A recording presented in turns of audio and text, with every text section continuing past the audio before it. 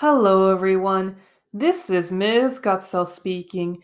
In this video, we are going to examine format feature number 7, headers and footers for the Google Docs series. With that being said, let's begin. As can be seen in my Google Doc, I already have a sample header present.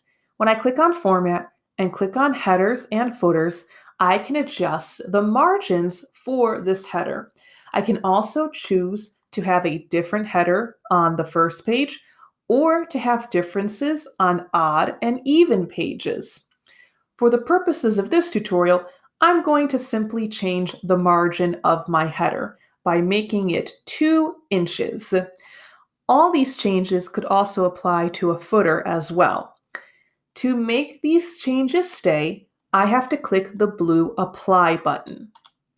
As can be seen, my header margin has increased to 2 inches. As such, this menu can be very useful for customizing the layout of a Google Doc. Thank you for watching, and I hope this video helped you grow in your knowledge of technology.